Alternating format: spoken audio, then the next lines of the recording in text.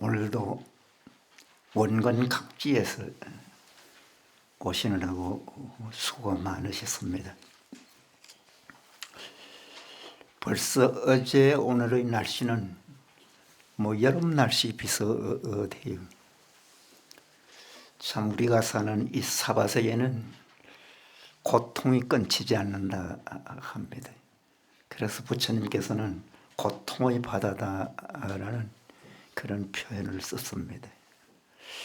여러분의 정신이 잘 돼서 여름이든 겨울이든 아주 편안하게 여유만만하게 그렇게 잘 살아가시고 수행을 잘 할 수 있는 그런 정도로 화두가 순이하고 아주 성성하고 적적한 그런 상태가 꼭 되시기 바랍니다.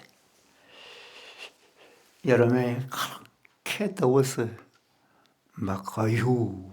이 땀 하던 그런 시절도 화두가 잘 되면 냉장고를 트는 듯한 그런 느낌을 받을 정도로 상당히 시원한 그런 자기 몸을 유지할 수가 있습니다.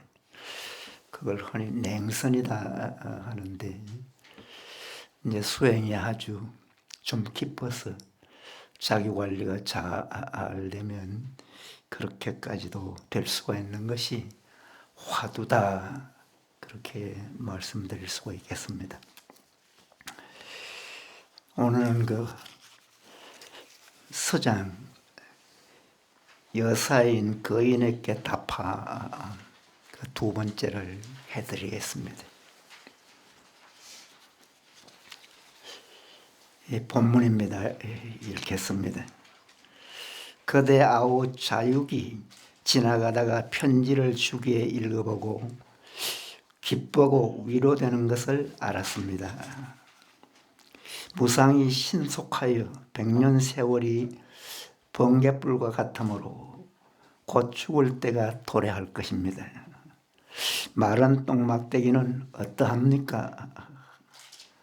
코끝이 없고 재미가 없어서 마음이 답답함을 아는 때가 문득 이 좋은 소식입니다 하셨습니다.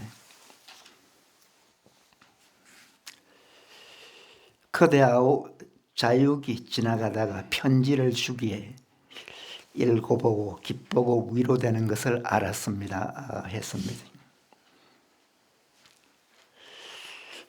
여사인 거인의 동생인 자육이 그 대스님이 계시는 향주를 지나가다가 그 보낸 편지를 보고 아주 기쁘고 위로를 받았다고 했습니다.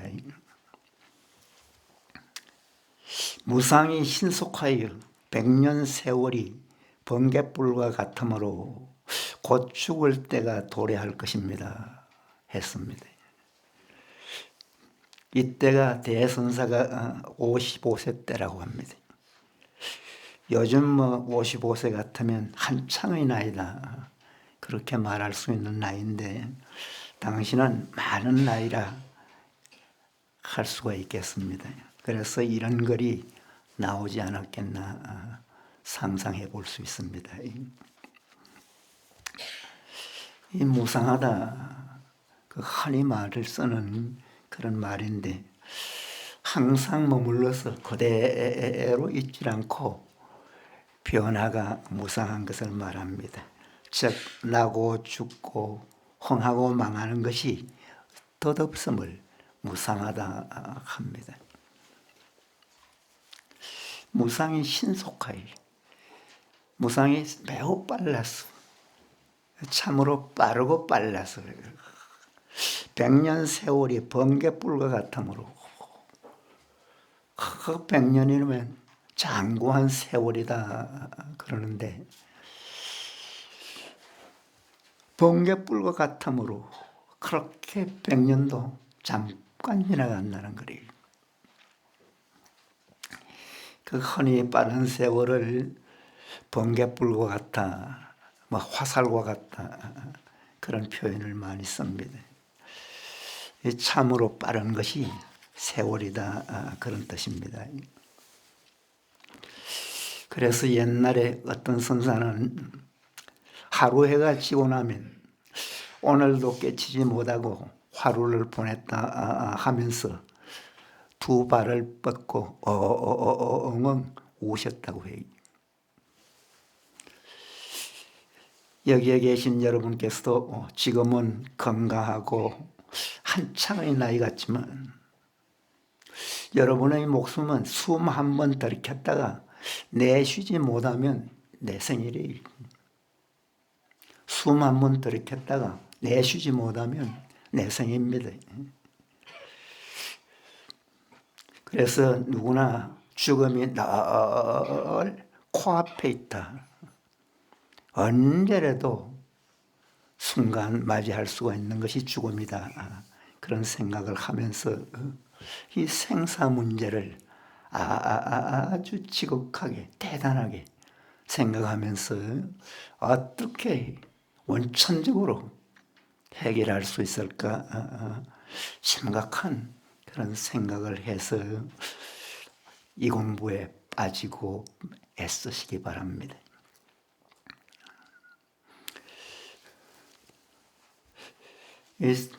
인간사에 가장 처절한 일이 무엇이겠습니까? 바로 죽음이리. 가장 심각한 일도 죽음이리. 그 죽음은 누구나 피하고 싶고 어떻게라도 외면하고 싶은 것이 바로 죽음입니다.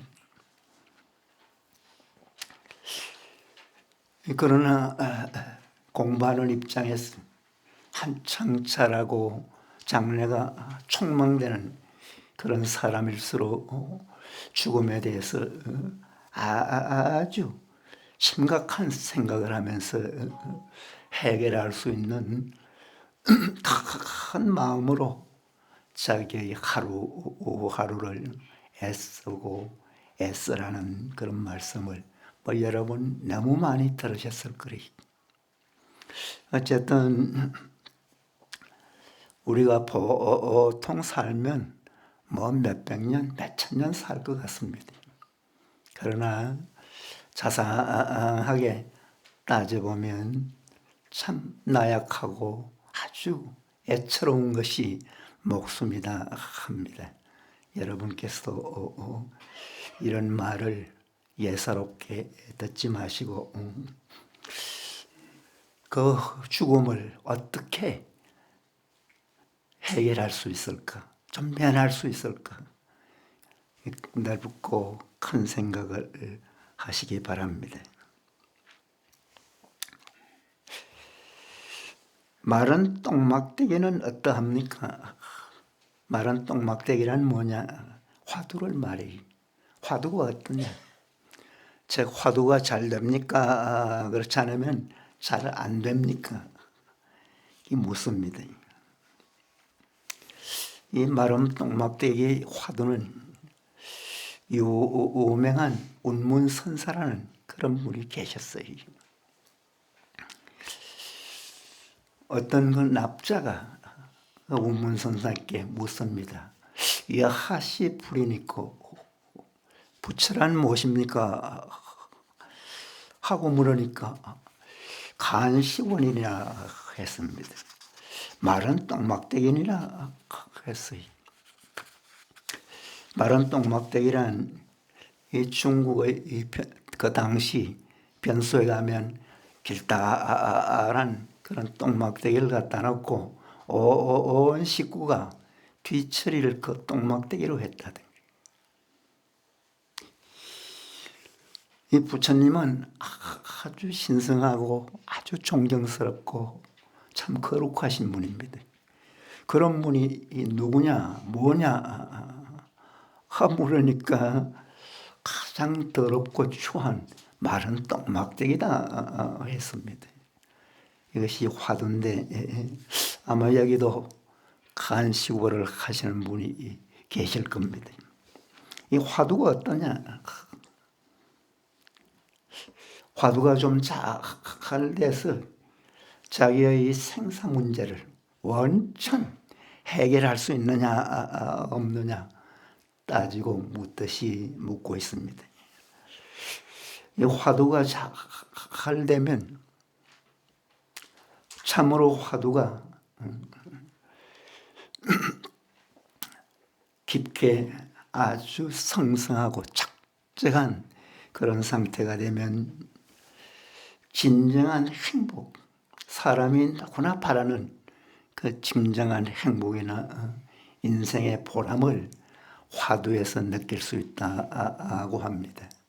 그것은 여러분께서 연불을 하시든지 화두를 하시든지, 즉 연불하는 분도 연불이 잘 돼서 연불에 막 폭 빠지는 정도 하다가 보면 몇 시간이 잠깐 지나가기도 하고 이 몸뚱아리조차도 있는지 없는지 느끼기가 좀 어려운 그런 상태. 세상에 편하다, 행복하다, 나보다 더 행복한 사람이 있겠느냐, 그런 말을 당당하게 떳떳하게 할 수 있는 그런 경지는 꼭 돼보시기 바랍니다. 화두도 물론 잘 돼서 어쨌든 인생의 행복과 보람을 이 수행에서 꼭 느끼시기 바랍니다. 그런 분이 잘 사는 분이고 그런 분이 속된 말로 팔자가 좋은 분이다. 가장 멋있는 그런 삶을 사는 분이다. 그렇게 말할 수가 있겠습니다. 그래서 이 화두를 들 때는 예사롭게 들지 말아요. 예사롭게 들지 말아요. 또 연불하시는 분도 마찬가지고. 연불도 어떤 분은 노는 입에 연불하듯이 연불하면서 뭐 오만 생각을 다 해. 마음은 이 밖에서 놀고 방 안에서 쭉 앉아서 연불합내하면서 자세를 잡는 분도 있습니다. 이 연불도 화두도 물론이고 그 한 번 한 번을 그냥 예사롭게 하지 말아요. 그 한 번 한 번에 자기의 전부를 막 던지듯이 올인하듯이. 그래서 몇 시간만 해도 좀 다른 것을 느끼는 그런 정도가 되더라고요.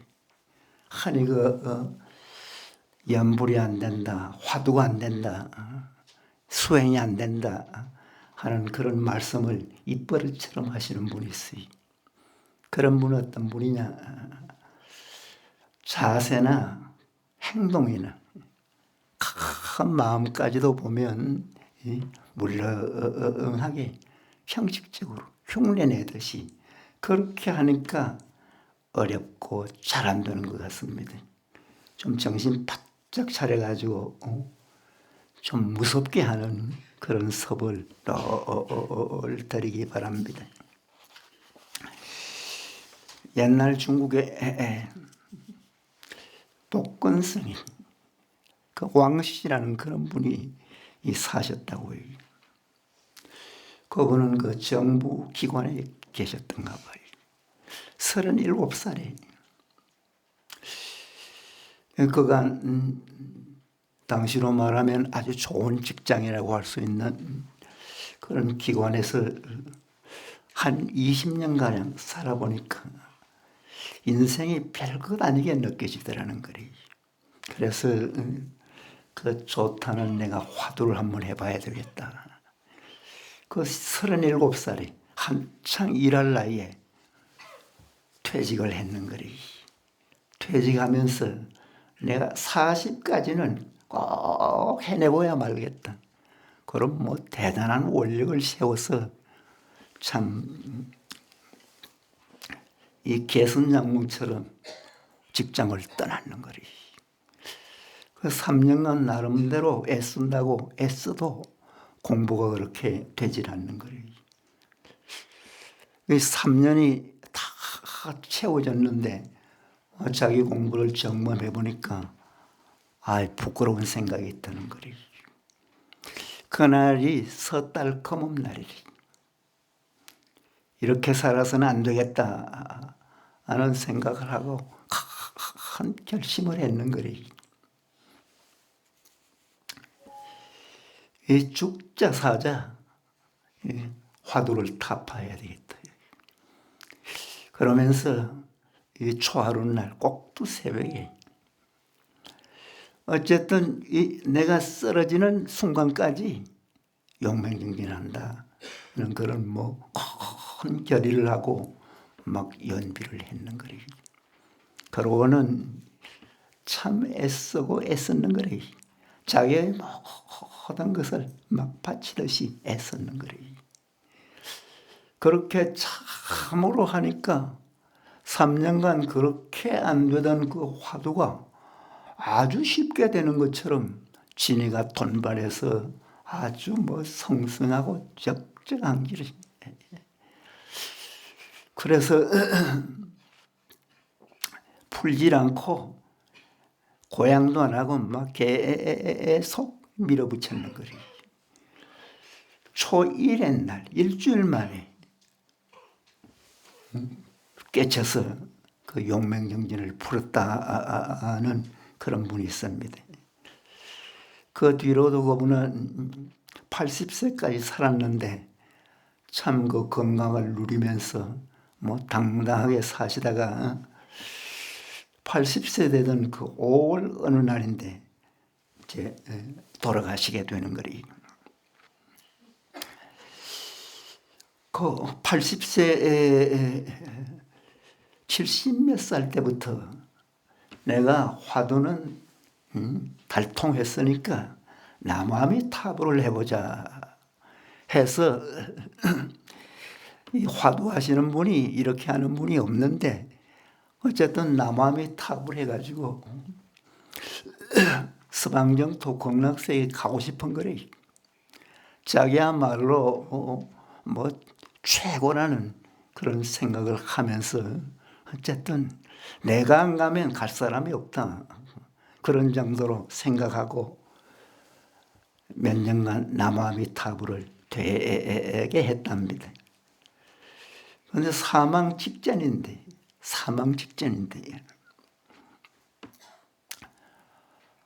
그 환자가 거의 돌아가실 듯 하면서도 꾸준하게 나무아미 타불을 했는데 그 얼마를 하다가 막 이래 허우적거리듯이 그 아미타불 오신다고 하면서 일어나려고 하고 막 붙들려고 하는 길에 그러면서 나무아미타불 그러고는 이래 손을 좀 흔들고 그러더라는 그래. 그러고는 힘없이 서서히 쓰러지면서 이 애비가 극락간다. 이 애비가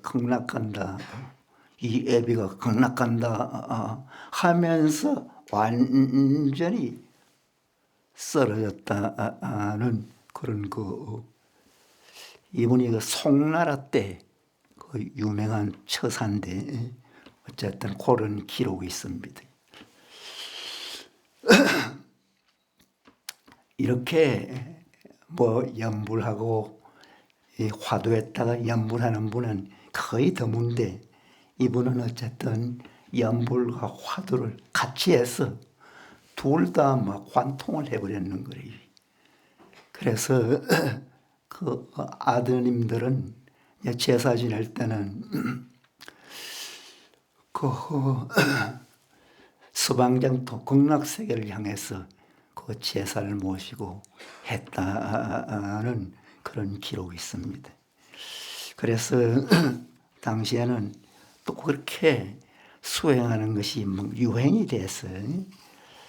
그렇게 애쓰고 노력한 그런 분이 많았다고 합니다. 좀 특별한 그런 분인데 그렇게 특별하게 되려면 그만큼 노력을 했어요. 참으로 애를 썼어요. 여기서 뭐 깨달음을 얻고 견성하는 것을 다들 바라는 바일 테고, 또 이 정토 세계를 염원하시는 그런 분들은 평소에 사실 때부터 무슨 일을 하더라도 그냥 대충 하고 예사롭게 하지 말고 분명하게 하고 확실하게 하고, 그래서 아미타불을 부를 때도 그런 왕씨 거사님처럼 좀 철저하게 불러서 남다른 그런 인생을 꼭 펼치시기 바랍니다. 그래서 간절한 마음과 막 성심성의가 똘똘 뭉치라는 거래. 그래도 그러니 뭐 망상이 떠오르겠어요. 그런 사람도 졸음이 오겠어요. 그래서 참으로 하신 보람을 느낄 수 있는 그런 분들도 출발은 한 번 한 번 아주 정성껏 간절하게 성심성의껏 하시는 그 모습이 그런 남다른 그런 경지를 체험할 수 있었습니다. 그래서 참으로 그 예들은들 중에서 공부 잘라서 하신 그런 분들은 이 자신을 막 던지라는 거리, 자신을 막 바치듯이 애쓰라는 거리. 그래서 참으로 성취하면 이 몸뚱아리는 참 아깝지 않는 것이다.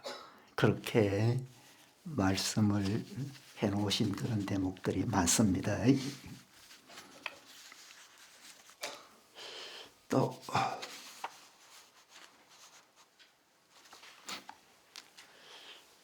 그렇게 공부하다가 보면 또 본문이 코끝이 없고 재미가 없어서 마음이 답답함을 아는 때가 문득 이 좋은 소식이다 했습니다. 이 공부를 하다가 보면 아무 재미도 없고 답답할 때가 있어요. 화두가 좀 성성하고 적적하기 바로 직전이래. 코끝을 꿰듯이 즉 확실하게 어정이 일어나는 것도 아니고 아무 이 공부를 해도 재미도 없어요. 화두가 밋밋해. 그런가 하면 기분도 못 느끼고 그렇게 그 마음이 답답할 때가 있어요. 그럴 때는 이제 하근기, 건기가 좀 낮으신 분은 참지 못하게 가지고 막 괴로워하고 안절부절합니다. 뭐 발을 몇 번씩 바꾸기도 하고 흔들기도 하고 어쨌든 그렇게 자기 관리하기가 어려운 그럴 때도 이 곧비진 이 참선하는 사람은 이 마음 공부를 참으로 애쓰는 사람은 고집스럽게 끈질기게 해야 된다는 거예요.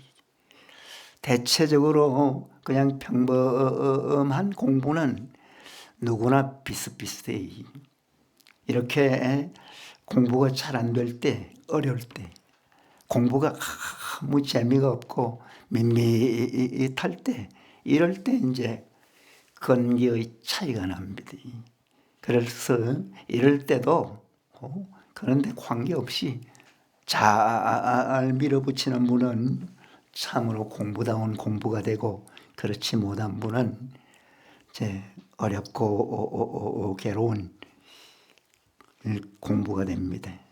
그래서 이때처럼 아무리 답답하고 답답해도 그 답답하다 괴롭다 하는 것을 생각하고 그걸 따지면 한도 없고 끝도 없어요.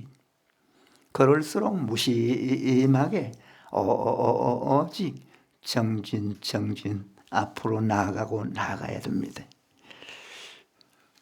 그래서 공부에는 어려워도 어렵다는 생각도 말아야 되고, 괴로워도 괴롭다는 생각도 안 해야 돼.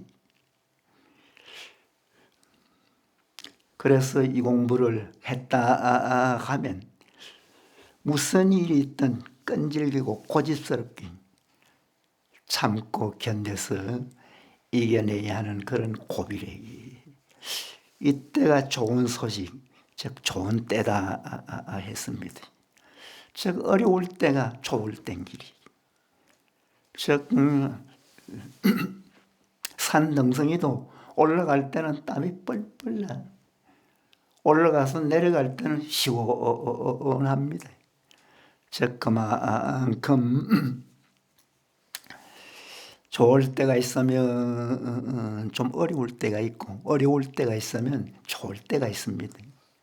좋고 그 어려움을 너무 따지고 그것 때문에 막 공부하기가 어렵다, 뭐 연물이 잘 안 된다, 그러면 극락세계 가기는 어렵겠죠. 어쨌든 좋은 때가 오면 즉 찬스를 놓치지 말라는 거래. 이때는 막 목숨을 걸듯이 들어가고 좀 바짝 했으면 그 화두에 의탄 오심덩어리가 됩니다. 그러면 그냥 순일하게 높은 산에서 돌 굴리는 격이래. 그래서 아주 쉽게 될 수가 있습니다.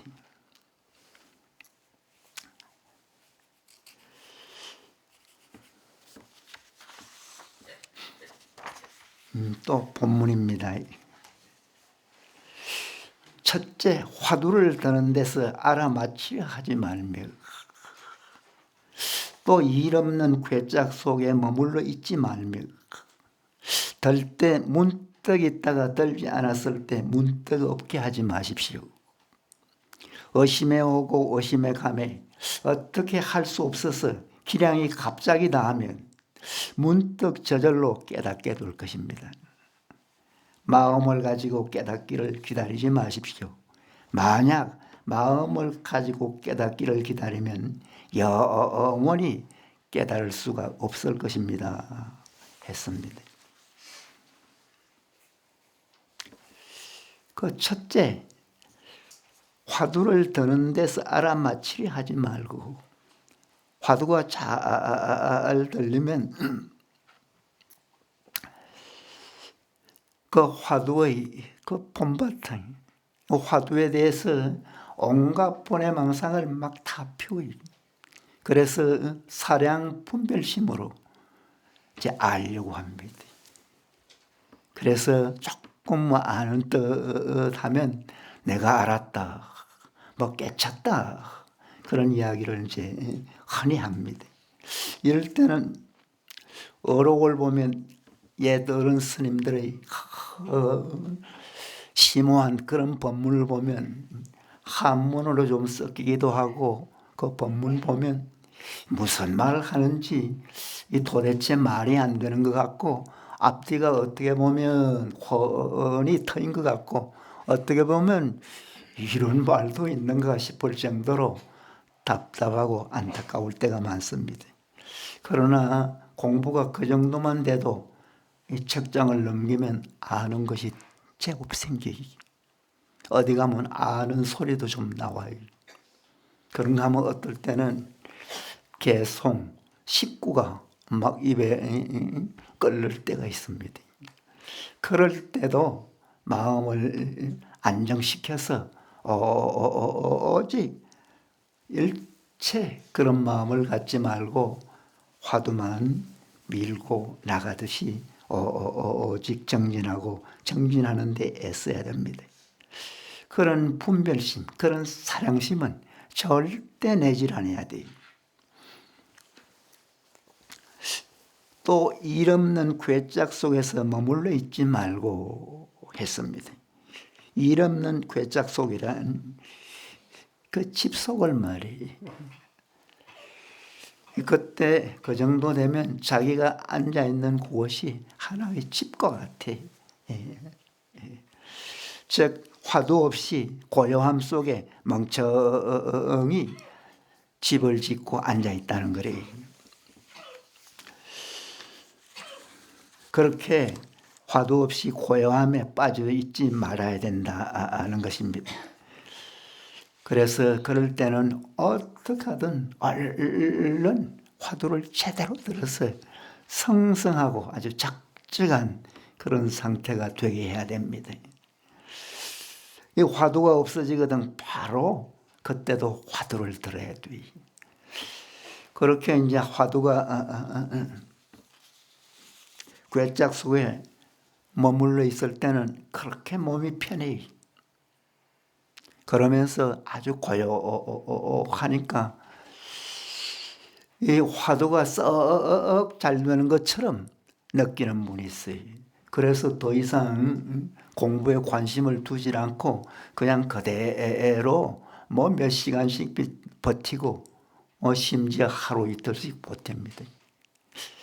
그러면 화두 공부가 아니래.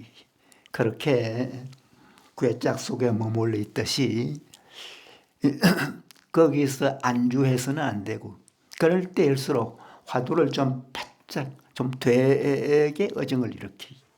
그래서 화두가 참으로 되도록 해야 됩니다. 이런 경우는 흔히 제법 많아요. 들 때 문득 있다가 들지 않을 때는 문득 없게 하지 마십시오. 화두를 들 때는 있다가 들지 않을 때 일부러 안 들면 화두가 없어지고 말아요. 화두는 자연스럽게 들려서 항상 한결같이 끊임없이 돼야 돼. 일부러 화두를 안 챙겨도 그냥 화두가 자연스럽게 그렇게 들려 있습니다. 그런 정도가 돼야지 일일이 화두를 챙기는 그런 정도는 화두 힘이 약하고 진정한 어정이 아니다. 그렇게 보시면 되겠습니다. 어쨌든 그런 화두라도 놓치지 말고 끊임없이 집중해가면 공부가 잘 되는 그런 상황이 됩니다. 그것이 향상하는 길이라, 즉 공부가 잘 되게 하는 길이다. 그렇게 말할 수가 있습니다.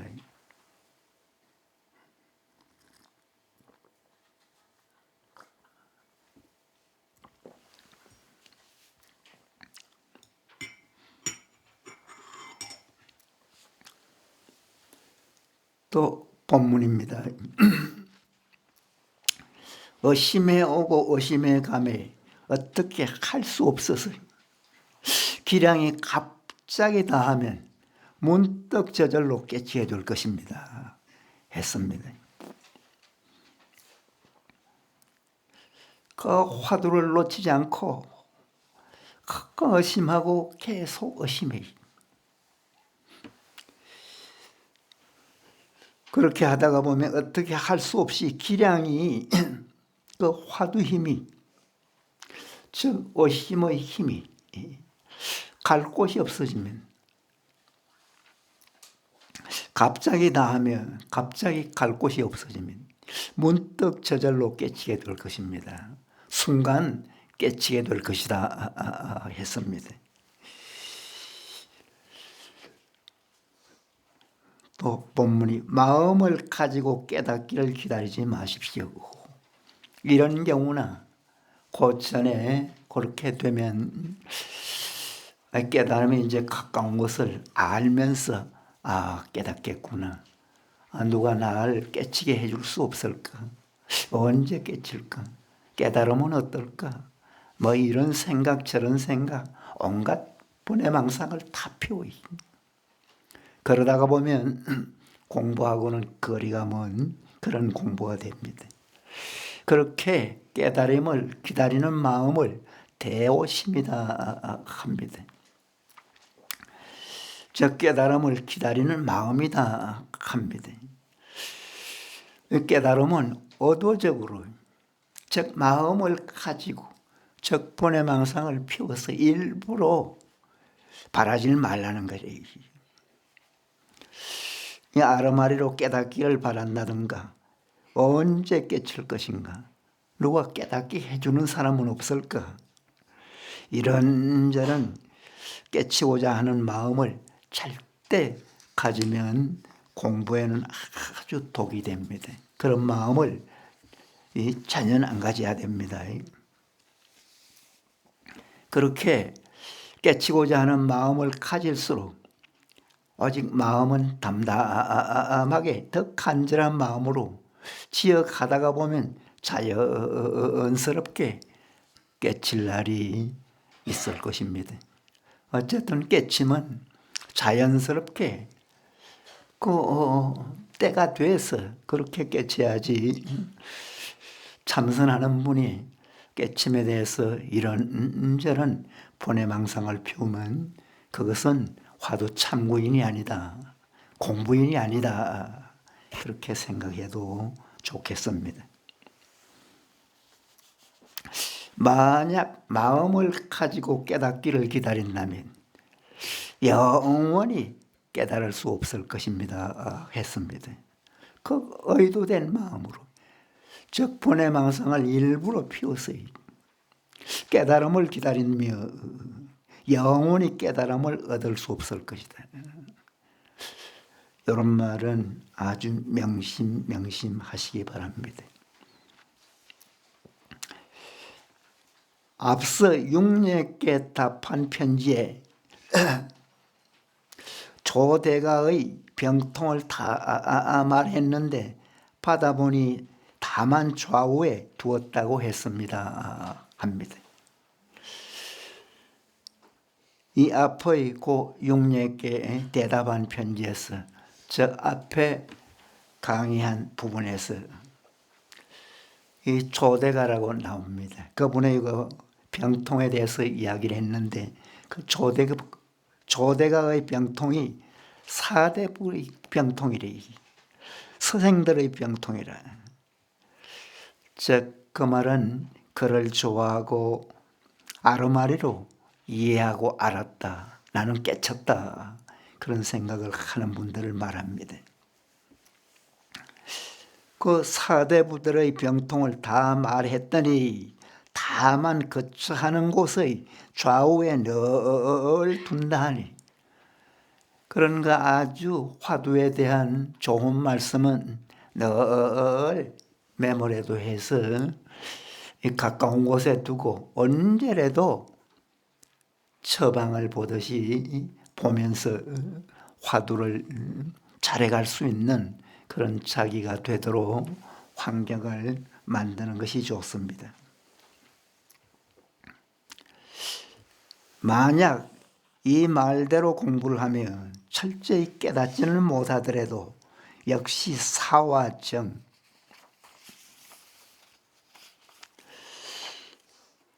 이 사땜과 발음을 구분해서 분간해서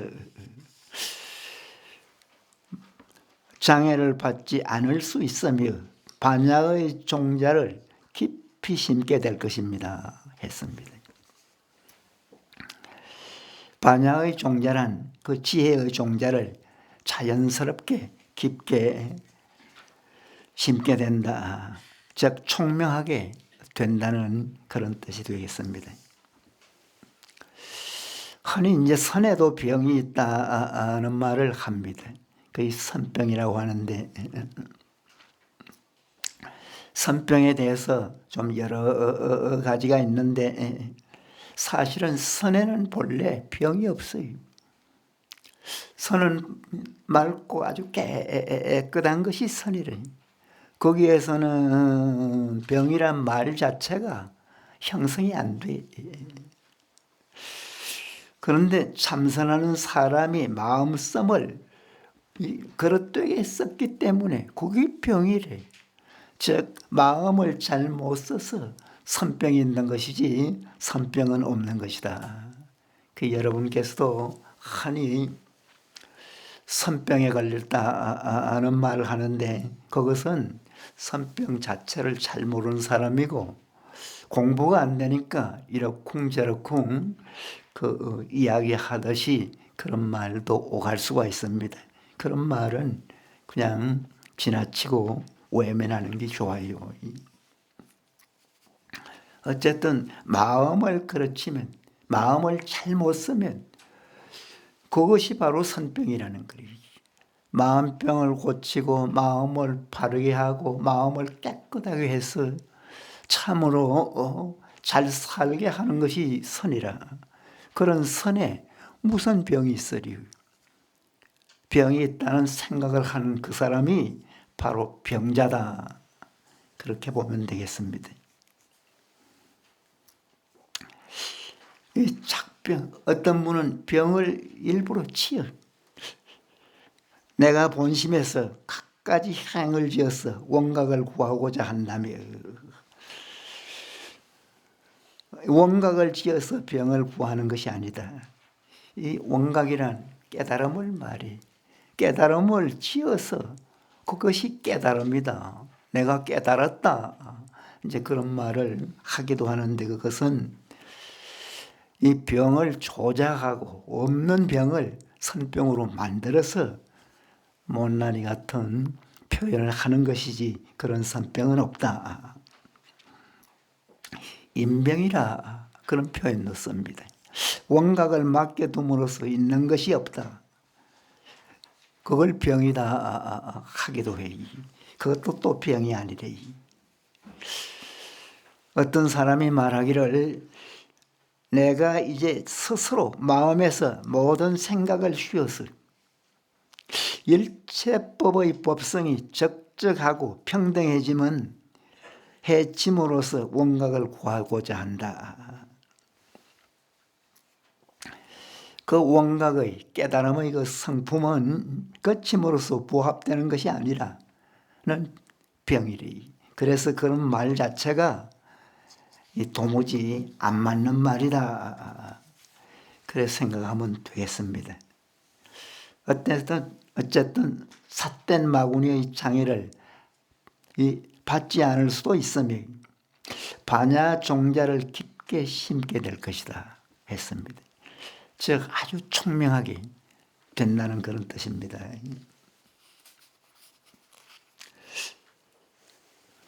또 본문이겠습니다.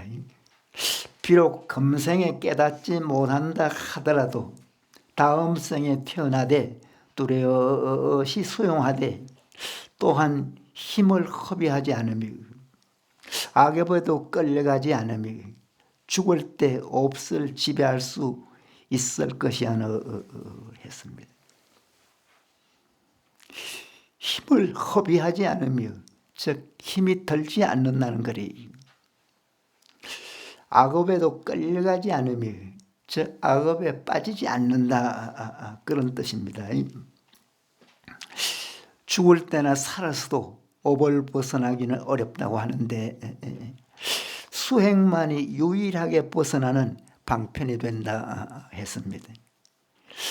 수행은 인생의 그 시나리오, 각본까지도 새로 쓸 수가 있는 것이 바로 수행이다 합니다. 흔히 세속적인 표현으로 팔자도 고칠 수 있다 그런 말을 보통 합니다. 사실은 팔자를 인생을 근본적으로 고칠 수 있는 것은 이 세상에 다 한 가지 밖에 없다는 거리. 그게 뭐냐? 화두참선이라는 거리. 화두가 좀 잘 돼서 순일하게만 되면 마음이 그렇게 고요해요. 그러면서 아주 편안합니다. 거기서 조금 더 들어가면 진정한 행복을 느껴요. 그런 상태만 되면 사물이나 인간을 보는 눈이 달라지. 사고 자체가 달라지.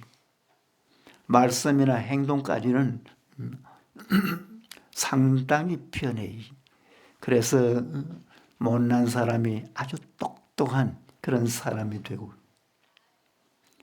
그런가 하면 좀 부족한 그런 사람이 완벽한 그런 사람이 되고, 지혜가 없는 사람이 지혜가 출중한 그런 사람이 돼서 인생을 바꾼다, 인간을 바꾼다. 즉 팔자가 고쳐진다는 거예요. 우선 여러분께서도 화두가 아주 순일하게 달리는, 전혀 화두에 신경을 안 써도 늘 화두가 달려있는 상태, 그런 상태까지만 돼서 그대로 살아만 가면 저절로 변하는 것을 느낄 수 있어요. 그래서 팔자를 고치는 데는 화두 이상이 없다, 그런 말을 합니다. 어쨌든 이 화두법은 최상승법이다. 인간을 가장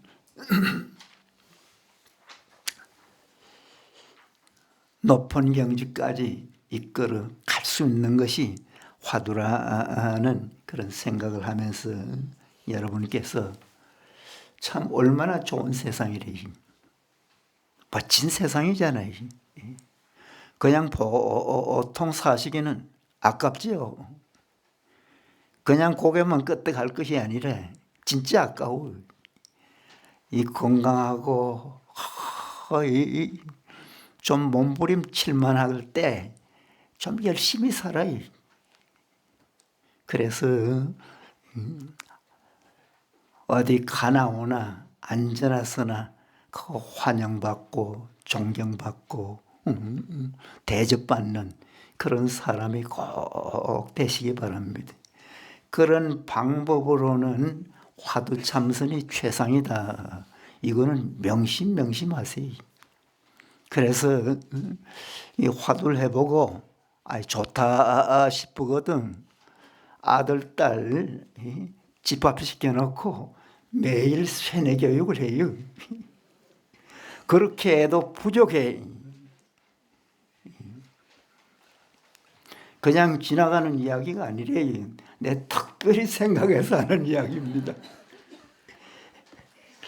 어쨌든 최상의 길이다, 최상승의 길이다, 그런 말을 보통 하는데, 이것은 실제 여러분이 해보시지 않고 최상승이다 그런 말을 하기가 어려운, 어쨌든 가장 좋은 길로 여러분을 안내하고 인도하는 길이다, 그렇게 생각하시기 바랍니다.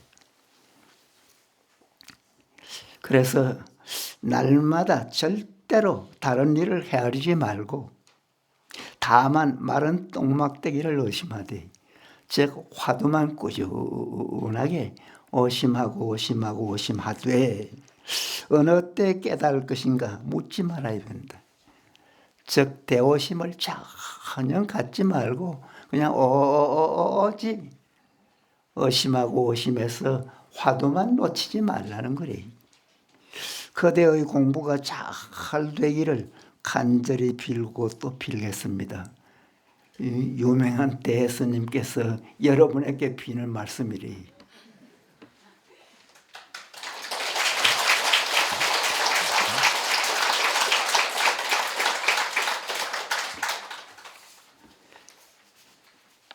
팔자 고친다고 하니까 귀가 번쩍하지요. 예, 오늘 저녁에 이제 아마 정신 분위기가 좀 달라질 거래. 그렇지 않아도 방이 더운데 너무 후끈거리지 않을지 모르겠어요. 어쨌든 정신이 좀 잘 돼서 이 공부를 어떻게 하든 해결하시기 바랍니다. 이 공부를 하는 가장 기본은 일체 아루마리를 짓지 말고, 본해망상을 일체 짓지 말고 화두나 불교나 스승에 대해서 온전히 믿고 철저히 믿으세요. 믿는 마음이 확실해야 돼. 그러고는 이제 화두를 하는데 안 되더라도 늘 오심을 일으켜서 그냥 화두가 끊치지 않도록만 하세요. 끊치지 않도록만. 예. 그 옛날에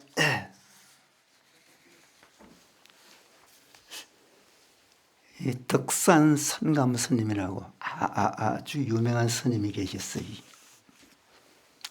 그분은 머리가 막 비상한 사람이래. 흔히가 주변에서는 천재 중에 천재다 그런 말을 들었다고 해요.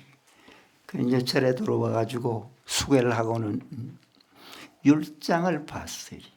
율장을 자상하게 봤어요. 그래서 뭐 율에 대해서는 내가 제일이다 그런 말을 들을 정도로 그 율을 잘하셨는데,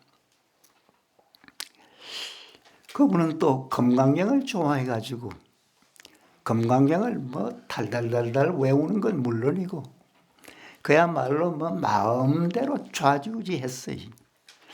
그분이 성씨가 주씨라 주금강이다 그렇게 불렀다고 해요. 어쨌든 그러니까 총명하고 뭐 자존심이 대단한 사람이래. 그 하루는 도반들에게 보살이 육도 만행을 무량급으로 닦아야 성불한다는데, 보살로서 여러 가지 만행을 무량급으로 한량없는 세월 동안 닦아야 성불한다는데, 남방의 외도들은 마음을 바로 가르쳐 단박에쳐 성불한다고 하니 내가 그들을 소탕해버리겠다 하면서 이제 사시는 곳을 출발합니다. 여기에 남방의 외도들이란 뭐냐, 참선하는 분들이래. 율이나 경전 있는 분은 육도 만행을 무량급으로 한량없이 닦고 공부를 해야 된다고 하는데, 이 참선하시는 분은 마음을 바로 가르쳐 단박에쳐 부처가 된다는 거리. 그건 말도 아니라는 거래. 그러면서 이제 소탕해버리겠다는 그런 생각으로 금강경 소라고 있습니다. 그걸 이제 짊어지고 그 남방으로 이제 떠나는 거래. 그래, 남방의 어느 지방을 도착해가지고 볼일 좀 보고 거기에 좀 왔다 갔다 하니까 점심때가 좀 지났어요. 배가 그렇게 고픈 거래. 그래서 마침 점심 먹을 곳이 없을까 이리저리 두리번거리다가 보니까 저만큼 떡집이 있어요. 그래서 떡집으로 들어가가지고 마침 그 떡집에 할머니가 그 장사를 하고 있었는 거예요. 그 할머니한테 내가 점심 식사를 하려고 하는데 그 떡 좀 주시오 했는 거예요. 그 할머니가 그 주금강을 자상하게 아래로 훑어보더니 당신 치고 있는 것이 뭡니까? 묻는 거래요. 이거 금강경 소입니다. 뭐 금강경에는 자신만만한 분이라. 그래요. 내가 스님한테 한 가지 묻겠는데 내 묻는 답변을 하면 떡을 공짜로 줄 것이요. 답변을 못하면 안 팔랍니다. 그러는 거래요. 물으려면 물으시죠. 뭐 금강경에 대해서는 자신만만하니까.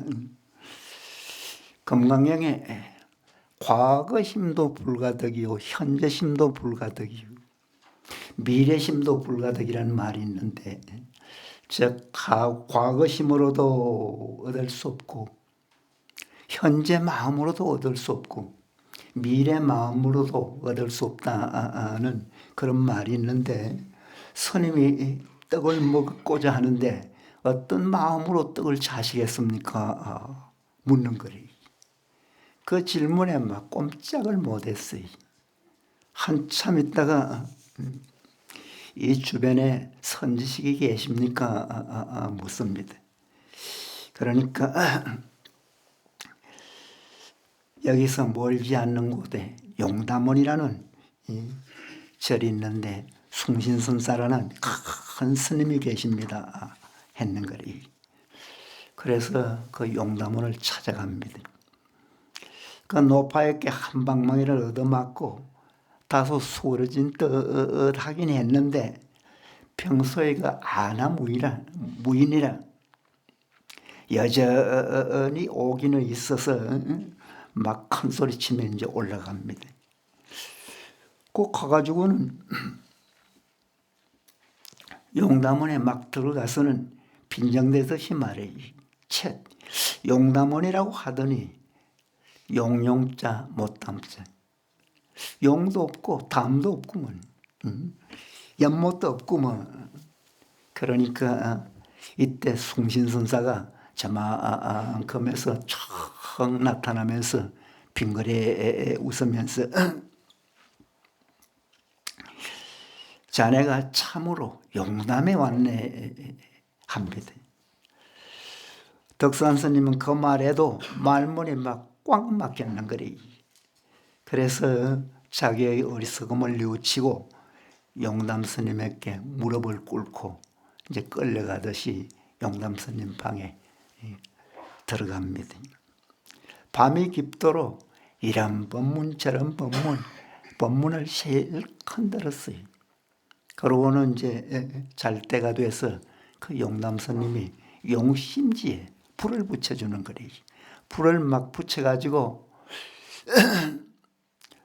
주려고 보니까 아주 뭐 칠같이 어두운 밤이래. 그 막 주려고 하니까 받으려고 해. 받으려고 하는데 훅 불어서 꺼버리는 거리. 순간 막 깨치는 거리. 이렇게 아주 대단한 스님은 그렇게도 뭐 깨치게 합니다. 순간 마음이 막 크게 열립니다. 그 감격을 뭐라고 표현할 수가 없어요. 그래서 성큼 이제 절을 하면서 예배를 드립니다. 그러니까 자네가 무슨 도리를 보았기에 절을 하느냐. 이제부터는 천하노화상의 말씀을 의심하지 않겠습니다. 하는 거래요. 그 이튿날 용담선사가 그 덕산 스님에게 법을 전하는 거래요. 그러면서 금강경 소를 달라고 하더니 법당 앞에서 다 태워버리는 거예요. 즉 깨달음에서는 금강경 소도 아무리 부처님 말씀이라도 그것도 별것 아니다라는 이제 그런 뜻이겠죠. 그때 개송을 하나 읊었는 거래요. 그 개송이 뭐냐? 그 현묘한 말씀을 다해도 허공에 트럭 하나 놓는 격이요. 이 부처님 말씀이나 조사 말씀이나 어떤 말씀이라도 그 현묘한 말씀을 다 하더라도 허공에 트럭 하나 놓는 격이다. 허공에 트럭 하나 나 본들 그 표가 나겠어요? 그게 무슨 영향을 미치겠어요? 트럭 하나 놓은 격이요. 세간의 중요한 것을 다 알았다 해도 큰 골짜기에 물 한 방울을 떨어뜨리는 것 같다. 세상에 이런 학문 저런 학문 뭐 모든 거 다 알았다고 해도 큰 골짜기에 물 한 방울 살짝 떨어뜨리는 것 같다. 그렇게 보잘것없는 일이라는 거리. 즉 깨달음에 비유하면 아주 볼 것 없고 대단치 않은 것이 바로 물 한 방울이듯이 그렇게 깨달음의 세계가 크고 장대하답니다. 어쨌든 그렇게 얽혀서 아주 유명한 그런 선사가 되신 분이 있습니다. 이 깨침은 그렇게 비유가 되듯이 그런 그 대단한 것이 깨칩니다. 여러분께서도 뭐 이런 말을 당장 들어도 좀 이해가 안 되시겠지만 깨침은 그런 것이다. 그러나 그 깨침은 책을 보고 읽고 이론적으로 아무리 해도 깨달음까지는 도달할 수 없다는 거지. 깨달음까지 참으로 도달하려면 여러분이 수행을 직접 해야 깨달을 수가 있다.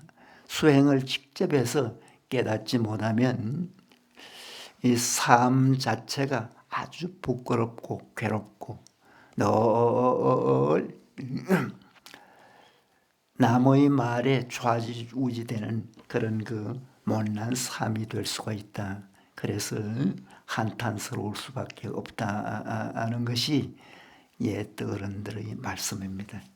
어쨌든 여러분께서 공부를 이 수행을 잘해서 수행해서 인생의 진정한 행복과 보람을 꼭 느끼시기 바랍니다. 더운데 수고하셨습니다.